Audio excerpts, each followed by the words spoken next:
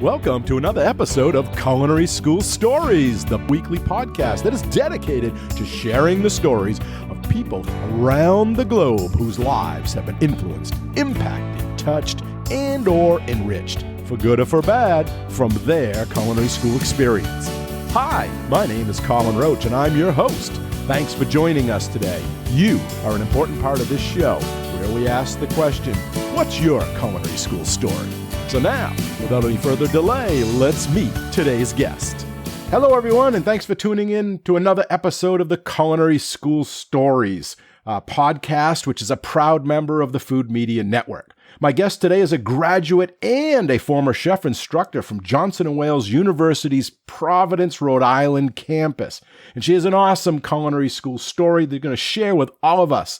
Ladies and gentlemen, it's my pleasure to introduce you to Chef Linda Kender. Linda, welcome to the show, and thanks for joining us today. Hi, Colin. Thank you. Glad to be here. Great. So fun. I haven't seen you in a long time. I know we have, share history from the school and stuff. So I'm excited to hear what you have to say as well. But let's start right out I want to ask you, how did you get into cooking and why did you go to culinary school? I was thinking about that. I remember when I was in high school, all the time growing up, actually. My mother always cooked. My grandma always cooked. And I always cooked. And we grew up, my sister, brother, and I grew up in Sutton, Massachusetts. Not a lot to do back there. Back then, it was the 70s. And we cooked all the time. And I remember very clearly, I was standing in the kitchen. I had just finished making a cake. And always have been a little OCD as far as things are concerned. Would explain things later on in my career. And I remember decorating the top of this cake very strategically with blueberries, all the same size and all pointed in the same direction. And I picked it up and I said, I should be a chef. And the rest is history. Wow. The next thing I know, my father, because I really had no direction, a lot of kids when you're in high school, especially you're talking like the 70s now, early 70s, what do? You go to work at the post office, or you get, you sign on with some company and you stay there for 40 years and then you retire. Mm-hmm. But my dad had read about Johnson & Wales, and it had just really started. It was 1973 that it started its first culinary program. And he said, we're going to take a ride. And I said, and where are we taking, where are we going? Providence, Rhode Island. Where the heck is Providence, Rhode Island? It's less than an hour down the road. And I walked in to the College of Culinary Arts. It wasn't a college, it was a school. We shared this building with, I think it was like a recruitment induction center for the services. And we had half of it, and they had half of it that we couldn't go near. And I remember walking in, and the first person I met was Franz Lemoyne. Franz Lemoyne was the first director of the culinary school, and he took us around. He took us around. I was flabbergasted. It was like I was meant to be there. The kitchens and the equipment and the accents and everything. I'm just like, oh boy, please, Dad, please. And he made me a deal. He said, I will pay for your first year. And if you're interested, you'll figure out how to pay for the second. Wow. And that's kind of like how I was introduced to Johnson & Wales the very first time. Great. So it was a pretty small, I'm imagining then, not like it is today. Very, very small. How many kitchens do you remember, and chefs? Oh, there weren't but a dozen or so, if that. I'm trying to remember. I know that they had a couple of dining rooms. There was a Garde Manger kitchen. There was a storeroom, which was little tiny. And it was in its infancy. And I guess it falls into the category of if you build it, they will come. Because I saw it September 1974 for the very first time. And the very last time I saw it was the day after Memorial Day, 2020. Wow. Yeah. So was that an armory building? Was that the original building? It was more like I think it was more like an induction center.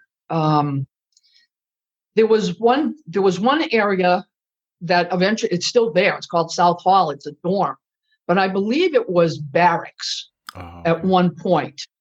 So I know that the culinary school had half of the building. The other half, we weren't allowed to go in, but we would peek and see what was going on back there and stuff like that. So it was very, very small. And I can't remember how many folks were in my class. I don't believe it was close to 200. I mean, around that time, I think the whole student population was probably 200. I was one of maybe a dozen females. Out of the whole school? Maybe a dozen. Out of the whole school back then, yeah. Oh, yeah. So what was it like that first day? You're excited. You already toured the campus. Your dad's paying 1 year. You're there. 1 year. You're showing up. You're going to get knife kits, I'm guessing, uniforms, and they're going to take us about first day. What's going through in your head, and what are you seeing, and walk us through it. The first day, the first experience down there, when my parents dropped me off, was a little bit intimidating because, like I said, I grew up in Sutton, Massachusetts. There was no one in Sutton, Massachusetts who didn't look like me. You know what I mean? Mm-hmm. We weren't a very diverse community. I went to high school. I graduated with 45 or 50 students. I got to Weybosset Street in Providence, and we lived in a place called Crown Hall. And 7 or 8 floors, and people of all color and creed and everything and all of this. And being in a room with someone you don't know, and all the things that you try to look at the freshmen that you see now and say, it's going to be okay. You just, take a breath. It's going to be okay. But the first day, I remember standing in line for toolkits and uniforms. And there weren't really books so much as they were like pamphlets that were put together. And when we started right off the bat. The uniforms went on. The bus picked us up and brought us down to the culinary school. I don't remember first classes. I don't remember a lot of things other than I was very enthusiastic. I was very much looking forward to it. I had already met a lot of people. As a matter of fact, one of the very first people that I met was Paul McVetti. He eventually turned out, as you know, to be one of the deans over at the university. What was he when you met him? What was this? Was he? He was a fellow classmate. Oh, okay. He graduated the same year I did, along with a lot of others. Jerry Fernandez and a lot of folks that really have made wonderful careers for them. Great. And so you don't remember your first class, but were you good? Did you have experience besides the cake with the blueberries on it? Were you in there feeling out of your element or in your element? How was that? Everybody who was over the age of 16 in Sutton, Massachusetts at that time got a job at Pleasant Valley Country Club. That was the place to go, the place to be. And I was no different. I got a job as the pantry girl. And weekends I would work there, and then, obviously go to high school and stuff like that. But I worked in the kitchen prior to. And this will take you back, Colin. I remember, the kids talk about all this molecular gastronomy and all of this sort of stuff, or molecular gastronomy, pardon me. But I remember making things like cranberry shrubs and lettuce wedges with the pimento and the Thousand Island dressing on it, okay? fruit cups from out of a jar with a maraschino cherry. Woohoo! That was the big thing. Maybe a little coconut on top. Woo! A little green coconut to make it look nice. That was like the extent of it back then. But getting back to the university, Johnson Wales, at that point, one of the things that I really enjoyed about it is they had what they call PKA and PKB. And you'd spend one day in a lecture hall with the chef preparing the entire menu. And then the next day you'd go into the lab and you would prepare whatever was on your list of things to prepare for that day. So I remember watching Chef Larkin. I'm trying to think of some of the names. I'm like, Chef Larkin, I remember him, PKA and PKB, doing demonstrations, and then the next day going in and teaching, and you take your tedious notes and all the different things, and you go in and you just have a hell of a time for yourself, I remember one of my favorite classes, of course, was Garde Manger, and that was with Chef Flattery. And that was back in the days where if you didn't learn your recipes, you're out. That's it. And everybody feared this man, feared him, because it's out of the realm of everybody's area of expertise. Garde Manger, of course. Garde Manger doesn't mean just making salads and fruit cups. Now you're talking galantines and ballantines and pâtés and stuff that your average 18, 19-year-old kid has no idea what this is all about. And now you're standing there, and he used to line us up like soldiers in a row. And he would say, okay, now start to recite the recipe for chicken galantine. You go. What's the first 3 ingredients? You go. What's the next 3 ingredients? And everybody would be like shaking in their boots, Oh, am I going to get this part? Am I going to get this part? What's he going to ask me? But we learned it. If you didn't know it, you were gone. He just said, go find out. You were gone. That was it. See you later. Go study it and come back when you knew it? Or? Yep. Yep. Wow. Yeah. Well, I guess it helped people remember it, I guess, by fear. Yeah, learning by intimidation. How was the equipment back then? I mean, it's changed so much. I mean, immersion circulators, of course, all these type of things, robo-coops. What was it back then? Buffalo choppers?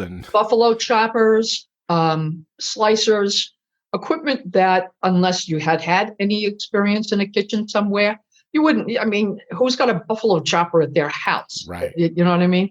So you'd go and there was also one area where, and I'm trying to remember if this was equipment ID class or something like that, where you would go and you'd spend the time and they would show you, all right, this is a buffalo chopper. This is how you break it down. This is how you clean it. This is how you put it back together again.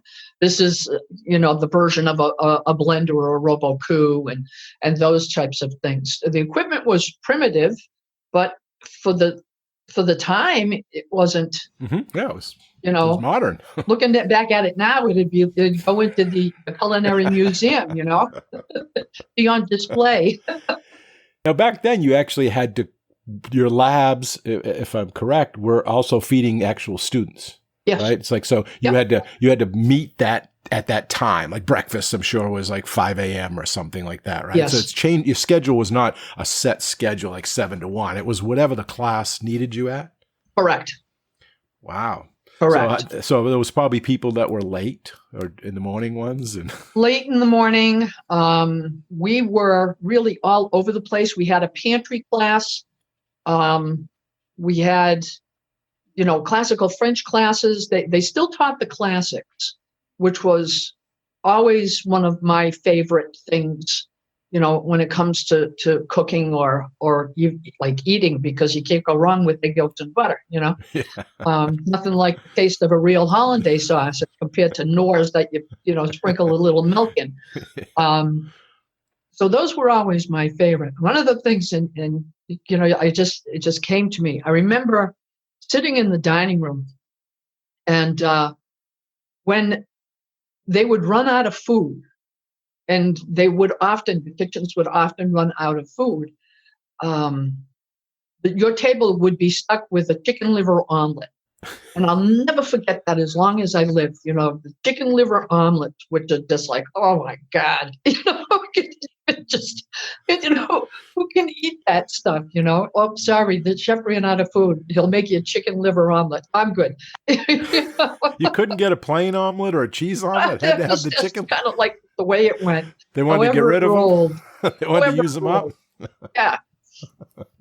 Yeah. Awesome. Yeah.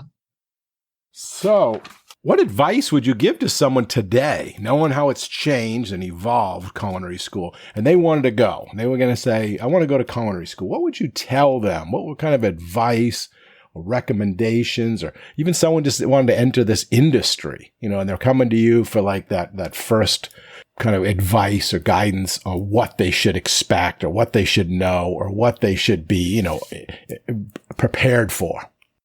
I would tell them that the industry as we know it is about to change tremendously. I don't know how that change is going to take place, but you can always see it, already with, like the new delivery systems and the takeouts and the door dashes and those types of things. I would tell my students, and I do, one of the things that I would ask them when we would meet for the very first time, what was the best advice anybody ever gave you? And they really had some very interesting things. So I'm thinking, okay, well, I have to share that with them as well. So what's the best advice I ever received? Well, the best advice I ever received, number one, was shut up and show me. Quite simply, yep. Well, I know within 5 seconds whether you know what you're doing or not. Pick up that tool and show me, okay? Never say never. You can never say never. You can never come into a class like sanitation or menu planning and cost control and say, I'll never use this again in my life. Why am I doing this? And I explained to them, because when I was coming up and I didn't like menu planning and cost control, knowing that 30 years later or 35 years later that I'd be standing in front of you with like 80 eyeballs looking at me teaching this. So you can never say never. You have to keep an open mind. And the best advice that I would give any one of them is to find a mentor. Find a mentor, and it has to be a personal relationship. Someone can't assign you a mentor. You will find a mentor. I found my mentor in April 1979. I remember that clearly. Wow. And you know who that was, Colin? I could probably guess, but you go ahead. Moshe Nograd. Yep. I met him April 1979. I was 23-ish when I met him. And I stayed with him up until the day he died. I spoke with him every morning, or when he finally retired and went on emeritus, I spoke with him several times a week. I went to Florida and visited with him. And even though I was in my 40s, 50s, 60s, not so much 60, pushing 60, he would still call me up and say, Linda, give me the advice du jour. Now, were you working at the college at the Johnson & Wales when he came there? Yes, I had, I was very fortunate. And a lot of people don't realize this. They see me in my uniform teaching menu planning and cost control, sanitation, food safety, which I love. But they don't know any of the history, which is why I was so excited about having this conversation with you, because I've really had 3, if not 4 careers at the university. I graduated in 76, and I stayed on as a fellowship student.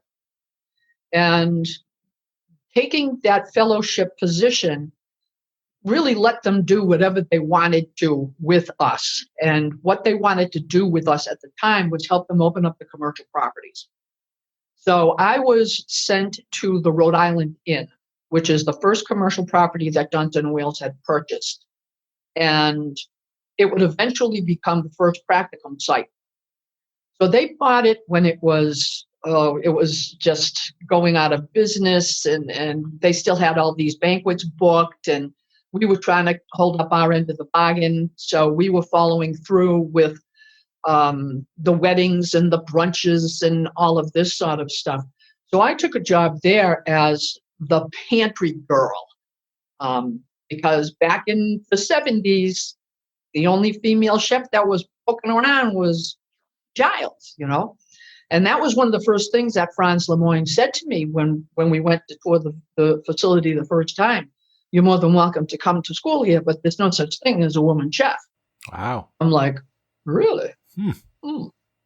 So I was the pantry girl, and I would take care of the brunches. And I told you, that whole OCD thing came into play because the Garde Manger was something that I was fascinated by, and I just had a knack for it. And the guys didn't want to do it anyway, because let the redheaded girl do it, So the first time I saw Moshe, I was standing in the pantry, and where my pantry area was, I looked directly down the stairs, and all of a sudden this man comes running up the stairs, and I'm like, who is this? And he starts opening the reach-ins and checking in the low boys and looking in the walk-in boxes, and he's walking around checking everybody out, and he never says a word.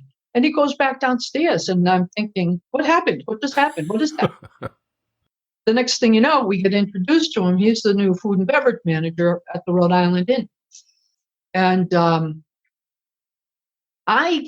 we all took bets at that point, because I knew I was eventually going back to the College of Culinary Arts, back to the culinary school, because I was scheduled to teach pantry. And I didn't think anything about it, but we used to take bets as to how long these chefs would last, because the place was just a ridiculously run nightmare. It was a nightmare. And I remember hard cooking a case of eggs for brunch or something like that. And I overcooked every single one of them. We start cracking them open, and they're all green. And I'm like, oh, brother, And then Moshe, who was standing there at that point, I said, what makes them turn green? He said that to you, or you said it? Oh, no, I said that to him. Oh, okay. And he went back downstairs, and he came back upstairs, and he had a book. And he took the book, and he started reading it from back to front. And it was all in Hebrew. And he started reading me about, the combination of sulfur and the iron and all of that sort of jazz. And I was so impressed. And he would teach me things, and it got to the point where you could feel that bond starting. Mm-hmm. And when it came time for me to go back to the college, to the culinary school, I begged him not to let me go. I said, please, I want to stay with you, please. And I did. And every morning, and I remember this as clear as bell, every morning, 5:00 in the morning, I try to beat him in. If he'd say 6:00, I'd come in at 5:45, he'd already be there. Oh, I'll get him, 5:00, I'm in, he's already there with coffee waiting for me. And those hours that he and I spent together over a cup of coffee and going through menus and preparations and just stories, I will treasure for the rest of my life. Wow. That's awesome. So that's when he became your mentor, was during the egg situation? Well, he became my mentor along the line. He and I developed a very special bond, because I've never been intimidated by anybody in my life, male or female, never. And he intimidated a lot of the others, the men. He could be. You've met him. He can be tough. And he and I never had that relationship. He never put me in a situation where I felt uncomfortable, where I was afraid of him or anything like that, because I'd be the first one to say, I don't understand what you're talking about. Cantaloupe. I want you to cut the cantaloupe like wolf's teeth. I'm like, wolf's teeth? What are you talking about? And he was like, wolf's teeth. And I said, I don't know what you're talking about. I haven't seen a wolf lately. There's not a lot of wolves running around here in Warwick, But then he would show me how to do it, and we just became, Yeah. Now that was one job. You said you had three careers there. So that was one. Three careers. The first one was out on the commercial properties. I started off at the Rhode Island Inn. I learned my trade. I spent years there. Moshe eventually, and I begged him. Every time we would go through another chef, I begged him to let me take on the position. And he kept saying, you're not ready. And I'm like, I'm ready. What he didn't realize is that all the chefs that were leaving, it was because of me, because I underhandedly would sabotage them. Oopsie, I'm sorry. Did I just shut off that stock pot? I'm sorry. Did I actually shut that oven off? Oh my God. One of those types of things. And I was notorious, and the others who knew me knew what I was doing. And Moshe eventually gave me the chance to be the executive chef at the banquet hall there.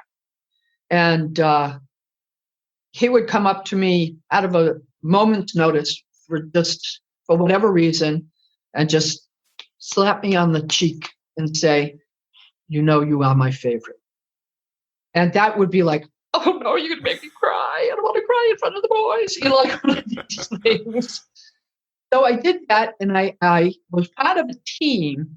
This is when I was introduced. I met Reggie Dow and Billy Aldrich, God bless him, a bunch of us. And the second property that the university had at that point was the Cranston Hilton. And that was a big banquet facility right on the water, right down the street from the culinary school. And I was brought on as the head chef in charge of banquet and catering at that facility. So I stayed there for a while. And then we eventually opened up the place in Seekonk. We had these little SWAT scout mission group. So I was out on the commercial properties for many, many years. And Moshe had already gone back to the College of Culinary Arts to be the dean. And he called me one day and asked me if I wanted to come to the culinary school to teach Garde Manger. And I said, something? One of the classes I always wanted to teach is Garde Manger. So I went back to the College of Culinary Arts, and I taught Garde Manger for, geez Louise, close to 15 years. Wow. I was affectionately known as the Wicked Witch of Garde Manger. I loved teaching that class. You were a student favorite, I guess, huh? Well, something, they either love me or they don't. There's no, other than a little bit of gray around here, there is no gray here. Black and white. Black and white. It's simple. It's linear, and it's very, very simple. So I taught Garde Manger for about 15 years, close. And then it was time, and that would be another piece of advice I would give any young student or any professional, because my career is done now. I would say, when it's time, you'll know it, and move on. move on. So I was fortunate enough when it was time, I was done teaching Garde Manger. I knew it was time for me to move on. And it just happened to coincide with when they needed faculty members to teach over in the academics. And Kevin Duffy was the director at the time. And he said to me, there's a couple positions opening up over in the academics. You interested? And I said, yeah, that might be kind of something different, So I went over to the Hack building and I interviewed with Paul McVetti, who was the dean at that time, and Susan Marshall, who was the department chair. And they couldn't wait to get their hands on me. They were like, when can you start? When can you start? So I did get that position over there. I have to go through all of the stages and all the steps and the whole bit, even though you've been with the university for already by 30 years, but that's okay. And I was intimidated by the teaching of menu planning and cost control. I knew how to do it. Moshe taught me all of that. I knew inventories and food costs and costing recipes, and I knew all of that. But it's different standing in front of a classroom. And the way it was set up at that point, and I refused to wear civilian clothes. I said, I'm a chef, and I'm teaching chefs. So I stayed in my uniform. And the September I started was the September 11th when they hit the trade towers. One of the first classes I was in, because I would go in early morning and shadow Mike Mara, who was teaching menu planning and cost control. And then I would go into the classroom at 1:00. Or the next day I would go into the classroom. And I remember standing in my bedroom, ironing my jacket, watching Imus in the morning, believe it or not. And I watched that first plane hit the tower. And I'm like, oh my God, that poor guy. Oh my God, what had happened? What happened? And then the second one. And I said, oh boy, here we go. I went into school, and as you can expect, the kids are like, now they don't want a chef now. They don't want a teacher now. Now what they want is someone to hug them and to hold them and to sit and talk with them and tell them it's going to be okay. Mm-hmm. And that was my first experience in the academic classroom. And then I went through and I taught menu planning and cost control. I really got into it. I really, really enjoyed it. I also taught food safety and sanitation. Then Carl Guggenmass came on board as the dean, and he decided he was going to start this new position, food safety liaison. And he said, Linda, you interested in doing something like that? And I said, very much so. Very much so. So I taught menu planning and cost control by day, and I was the food safety liaison and university inspector by afternoon. Wow. So I've had a whole bunch of different things, and I've been blessed because I could do all these different like mini careers in one great big career. Mm-hmm. Yeah, it's definitely different, the academic to the labs. And it's funny you mentioned on 9/11, I was working for Florida Culinary Institute in West Palm Beach, and I was teaching Garde Manger. So we were actually in there teaching it. And when the announcement came, and we had a TV in there that we used to watch, vegetable carving, at that time, VHF or 8-track, we had the films that we could watch. So we actually put the TV on, and it was devastating because I had, I think she was American Airlines flight attendant, stewardess at the time, that was going to get a second degree. And so she knew those planes. She knew the people that were on it. So that was definitely tough. But, at least lab, you're moving, you're keeping busy, but the academic classes, they can be a whole different, thing. And as you know, I teach food and beverage cost control too. So I know what you're saying. Right. The difference between the pastry and the culinary students is phenomenal, isn't it?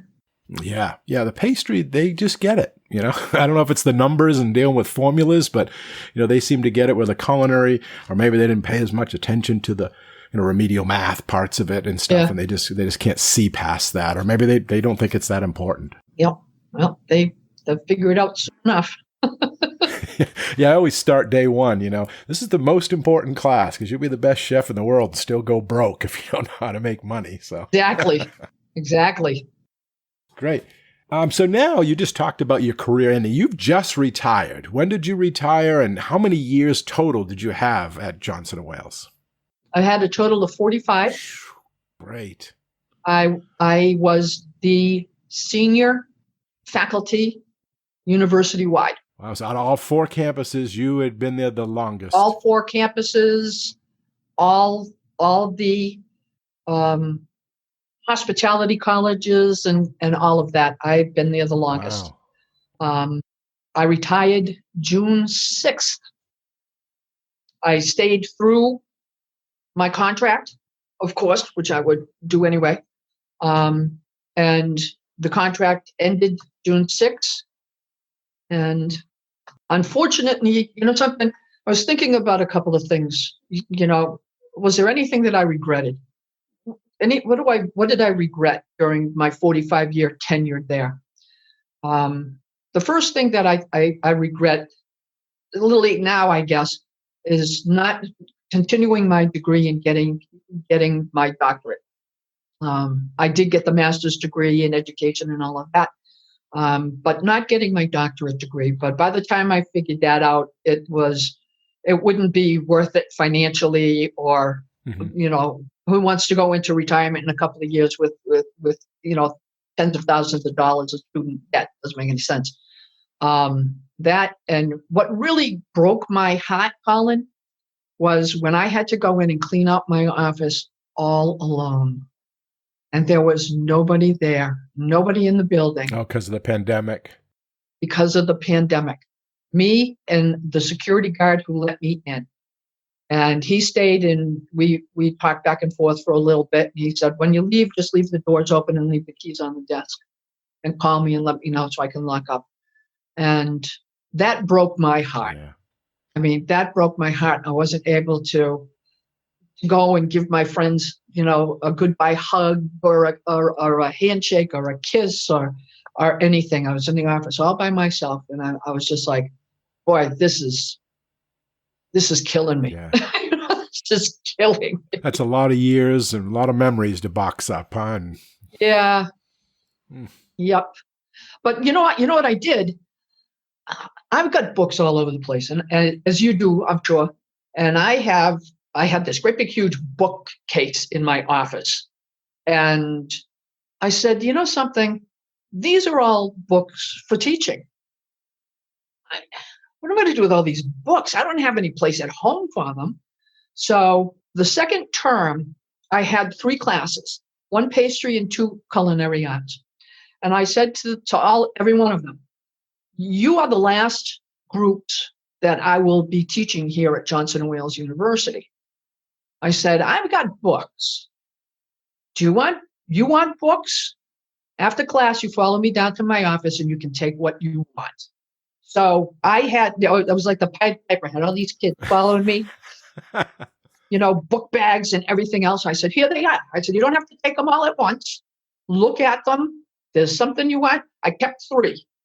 I kept the LaRousse. I kept the Food Lover's Companion. And I kept my giant FDA model food code. And everything else I gave to my kids. They must have been joyful, huh? They must have been so happy. Oh, they were thrilled. They were thrilled. Yeah. Absolutely thrilled. Especially knowing they're coming from you, so they have a little bit of, meaning besides just buying it off of Barnes & Noble. Yeah, and every single one of them, believe it or not, every single one of them has a great big K on everyone like that. That way there, they all know where they came from.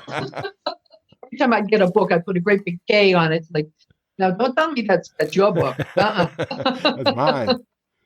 That's my book. So now that you're done, you're retired, what do you think the future is for culinary school? What do you think the future is for the industry? The culinary school, I don't know. I watched a video on how they were going to set it up, two students at a table with the plexiglass in the center, and, picnic tables out in the green space, and arrows going this way, arrows going that way. Something, I don't know how it's going to work. I don't know what it's going to be like, but I do know for a fact that you can't teach students how to open clams or oysters by video. If they wanted to do that, you could watch the Food Network. I think personally that our craft has always been hands-on, has to be hands-on. I'm heartbroken as to how many restaurants, just in this state, just in the small little state of Rhode Island, are going out of business. Will never open again. It's heartbreaking. What will happen with the school? I don't know. I can't even fathom how they're going to be able to teach like that. Limited capacity, limited crowds, limited numbers of students in classes. It's going to be it's going to be a difficult problem for someone to resolve. How that's going to take place. The future of culinary, well, something, I think that's a whole different set of questions, because there's people out there. I don't know who they are. I don't know where they are. They could be at Johnson & Wales College of Culinary Arts right now, for all we know, that will come up with the innovation and the technology of the future that will bring all of this back together again. How they're going to do it, I don't know. Kitchen drones with, teaching like that, or videos like this, or taking the computers into the kitchens and showing, well, this is how you saute and all of that sort of stuff. How the industry proceeds, I don't know, but that's what we do, isn't it?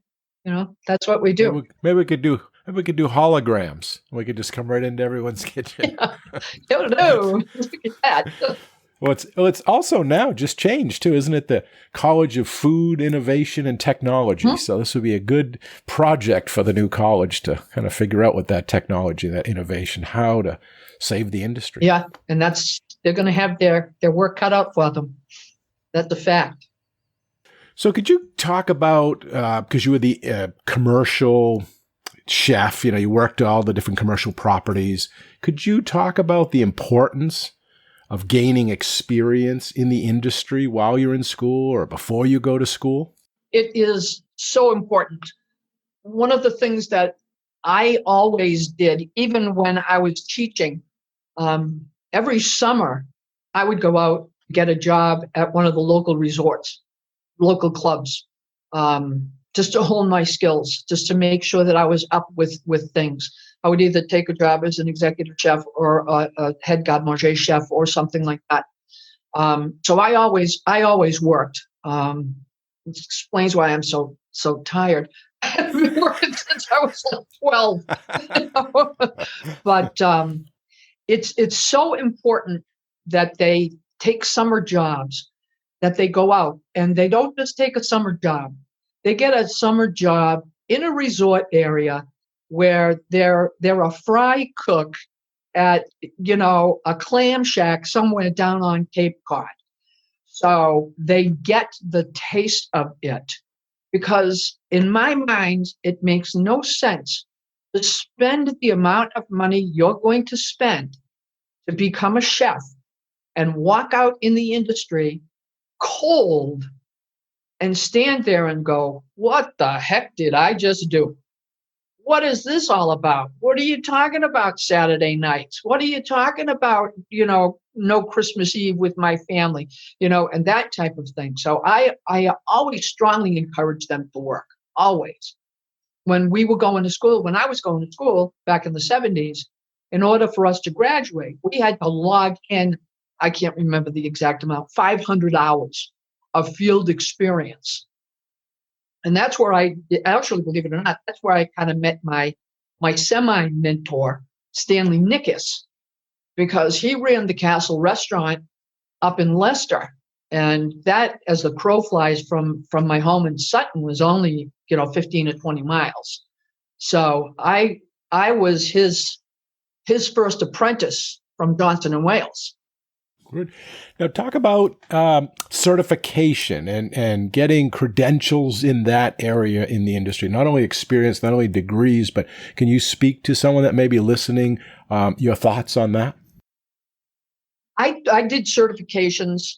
I went the education route and, got the bachelor's degree, the master's degree, and that type of things. All of my certifications are in food safety. And I think that that's extremely important. Everybody has to get that if you're going to stay in the culinary industry. I never did go for the ACF certifications or any of those types of things. My personal opinion, I found it to be too political as far as, it's who you know kind of a scenario. Education for me was a much more fascinating track. Plus I was learning something. And I've got any food safety certification you can possibly imagine, certified food safety professional being the highest.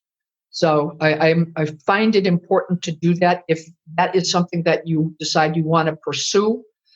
But it gives the people who are involved with it a sense of belonging to something a little bit bigger than themselves.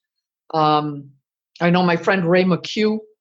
He's a proponent for like ACF and all of these certifications, and I think that's great. I think it's great if it's something that you want to do. What about professional organizations? There's other ones besides that maybe someone can get involved in. Sure. Les Amis d'Escoffier. I'm a member of Les Amis d'Escoffier. I am the first female shareholder in Les Amis d'Escoffier. Wow. Franz Lemoyne, how do you like me now? No such thing as a woman chef. Yeah, okay.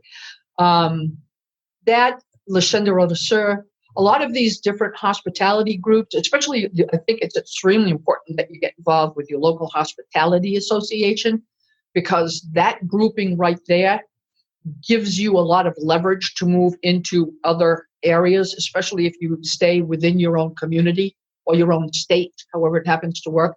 I know that the Rhode Island Hospitality Association is a very, very strong force here in Rhode Island as far as implementing new procedures with opening restaurants and food safety and all of that. They've partnered closely with the Department of Health in the governor's office and all of that. So I would say those types of things are extremely important as well.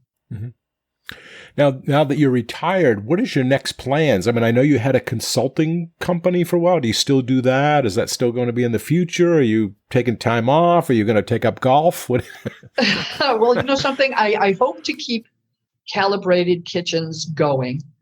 The few clients that I worked with have closed up shop.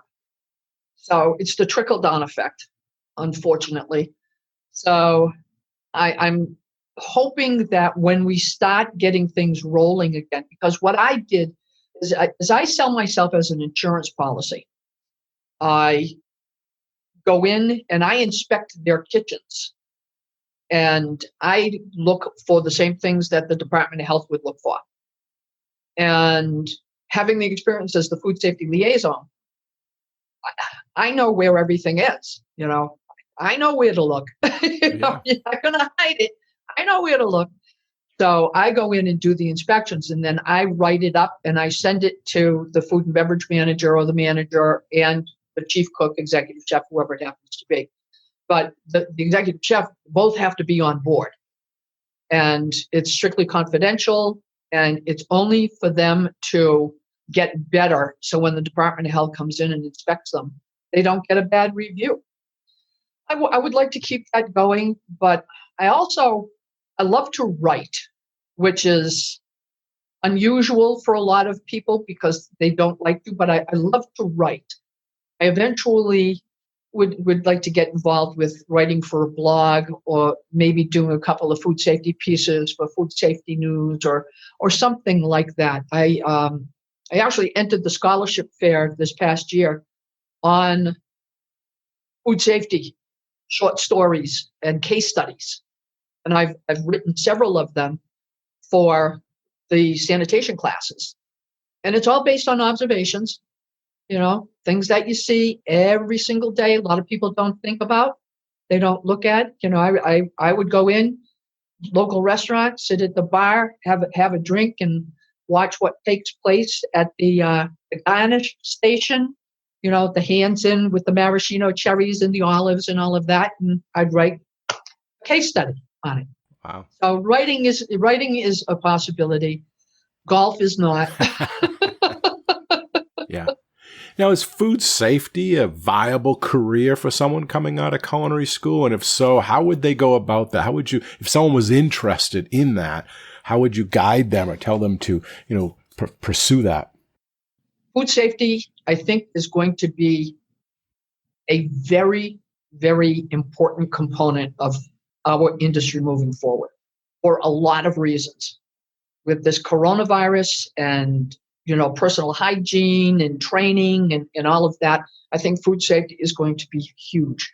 And if anybody is interested in doing it, I recommend that they contact or communicate with their local Department of Health and find out how to proceed.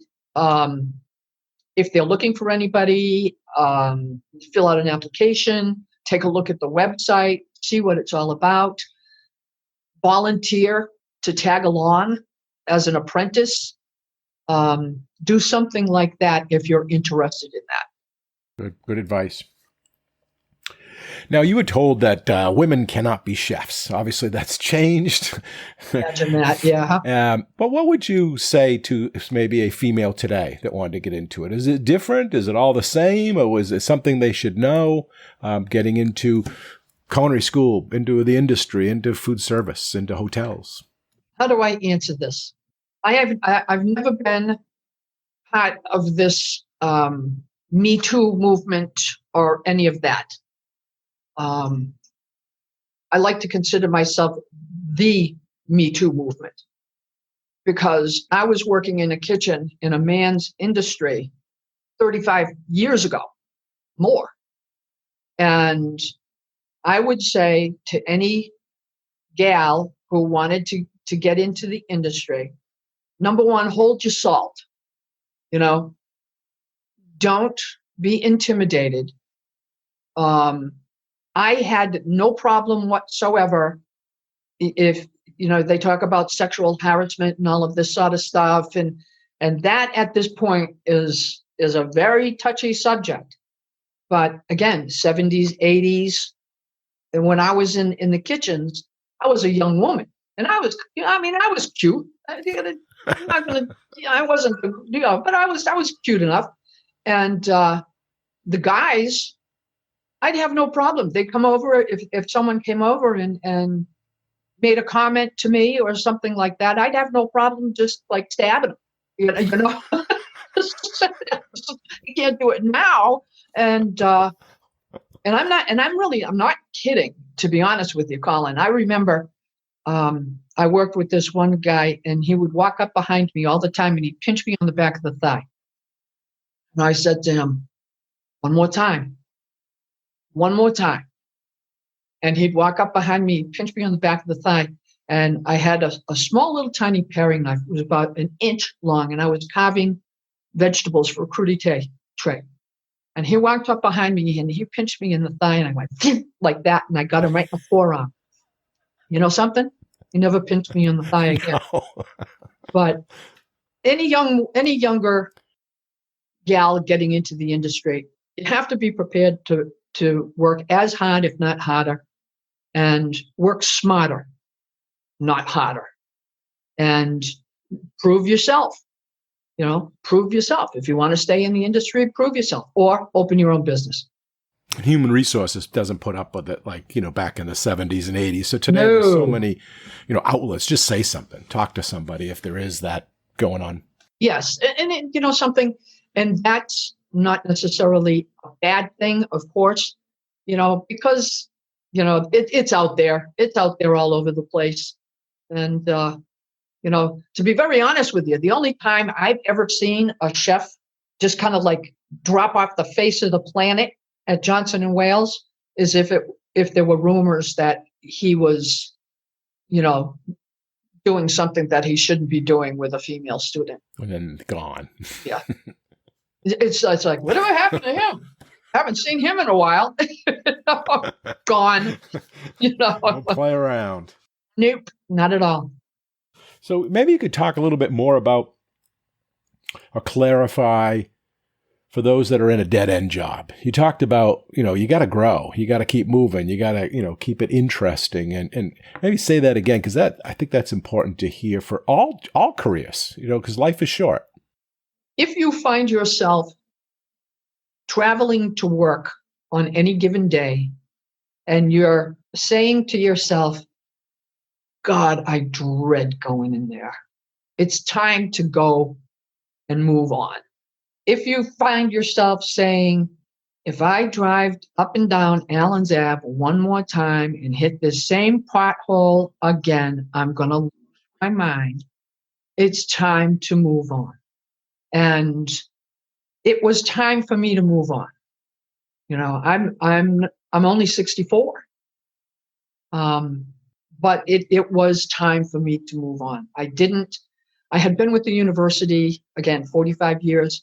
I have seen a lot of, so much, just so much growth and so many changes and so, many people and deans and directors and mentors and, then it got to the point where I said, something, I don't have another change in me. I really don't.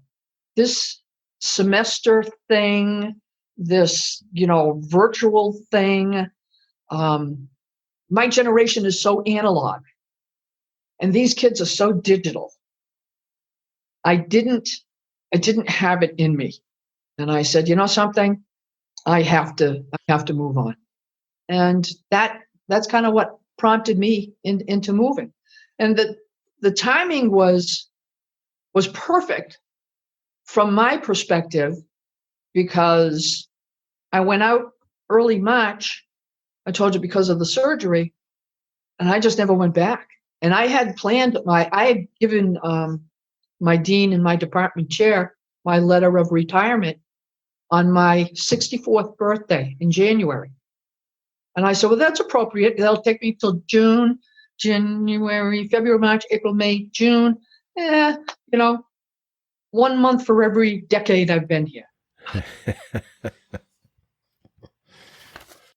What is one common myth about the profession or culinary school, the industry, a kitchen that you want to debunk? That isn't true, but you hear it all the time. That the chefs are mean. Just that the chefs are mean. They're not. They're not. Some of the kids think that, oh, we heard you were so mean. I'm not mean. I'm like the sweetest person you ever wanted to meet. Chef so-and-so isn't mean. It's, you have to be disciplined.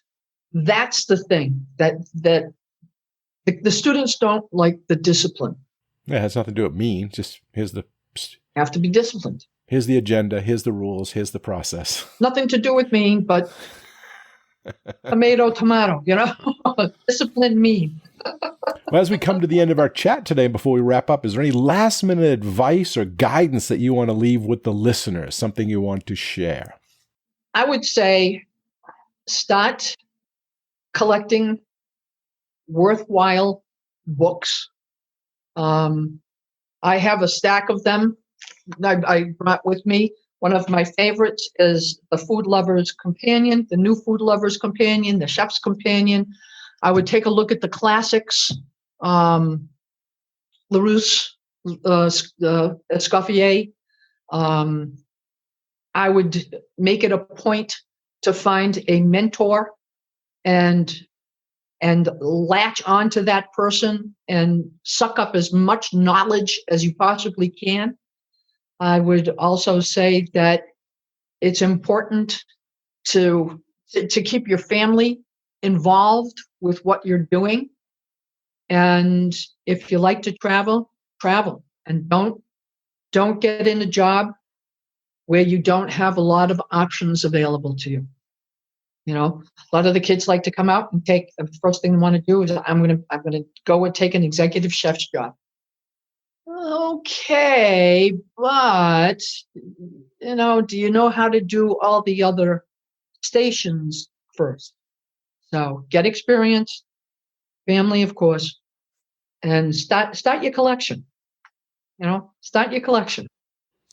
And you mentioned mentorship and how important it is, and something I agree with, but how does someone go about getting someone? Someone may be listening to this and saying, yeah, I get a mentor. How do I do that? How would you advise them to find a mentor, approach a mentor, or, maybe make that connection? Something, I think it's a relationship that just kind of develops. Students will, let's say, latch on to someone like Chef Terranova, and it's like this perfect guiding force, I guess, that you automatically know. You know that there's a connection, and you find yourself talking with that person, and what are you doing, and why are you doing that, and asking questions. And then if you're getting responses, you can develop the professional relationship from there. But if you're like, go away and leave me alone, that person probably isn't for you. One of the things that the university did at one point was assign a faculty mentor to a group of individual students. I never agreed with that theory, because a mentor-mentee relationship is so personal that you'll find whoever it is and you'll be with that person for life. I mean, whoever thought that a Hungarian Jew who survived Auschwitz and a 23-year-old redheaded girl from Sutton, Massachusetts would spend 38 years together? Couldn't make it up. Nope. Yeah, that's good. And I think the schools do it because they just want to give them a starting place. Get them a starting point. But if that isn't a good fit and they have assigned it, pick another one. Find another faculty member, because, educators, teachers, we're helpers by nature. So just go up and be a sponge, ask them questions. And if there's a connection, as you mentioned, pursue that, and it can turn into hopefully a lifetime like you had with yours. Right. Exactly. Good. Is there any last minute question that I should have asked that I didn't, or is there anything else you want to share, or anything that we didn't already touch upon? I think we covered a lot.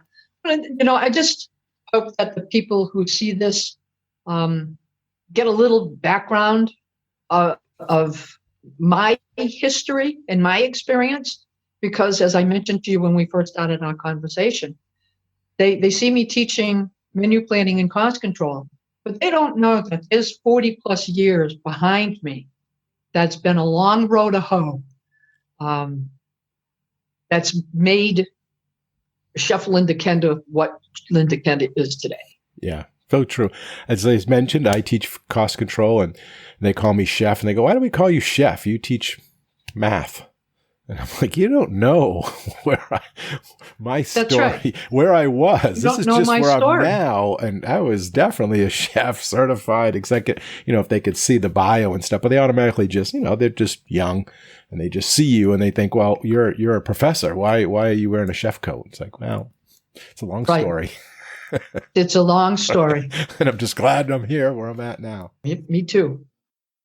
Well, that is just about all the time we have for this episode. And I want to first thank you, Linda, for coming on the show today and sharing your culinary school story with all of us, and the advice and the honesty and everything that you shared. I think it was so beneficial. And again, thanks for coming on.